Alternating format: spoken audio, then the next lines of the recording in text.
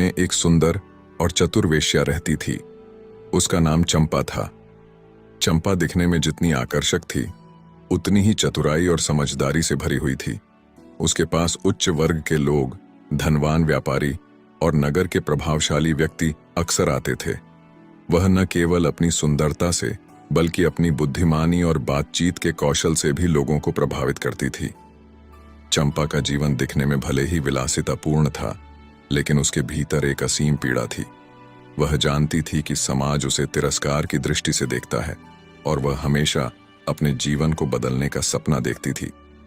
उसने हर दिन भगवान से प्रार्थना की कि उसे ऐसा अवसर मिले जिससे वह इस जीवन से बाहर निकल सके और एक सम्मानजनक स्थान प्राप्त कर सके। एक दिन नगर में एक बड़ा आयोजन हुआ, जहां दूर दूर से लोग आने वाले थे। राजा भी शामिल होने वाला था। चंपा ने इस मौके को अपने जीवन को बदलने के अवसर के रूप में देखा। उसने योजना बनाई कि वह इस आयोजन में किसी तरह शामिल होकर राजा से मिल सके।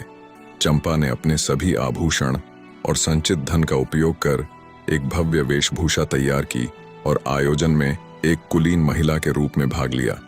उसकी खूबसूरती और अद्भुत व्यक्तित्व ने हर किसी का ध्यान आकर्षित किया। जब राजा की नजर चंपा पर पड़ी, तो वह उसकी सुंदरता और शालीनता से प्रभावित हुए बिना नहीं रह सके। राजा ने उससे बातचीत की और उसकी बुद्धिमत्ता और विवेक देखकर वे और भी अधिक प्रभावित हुए। कुछ दिनों बाद राजा ने चंपा को अपने दरबार में आमंत्रित किया। चंपा ने दरबार में राजा और उनके मंत्रियों के सामने अपनी चतुराई और ज्ञान का प्रदर्शन किया। उसकी उपस्थिति ने राजा और दरबारियों को प्रभावित कर दिया। राजा ने उसके बारे में और जानने का प्रयास किया, लेकिन चंपा ने अपने अतीत के बारे में कुछ भी प्रकट नहीं किया।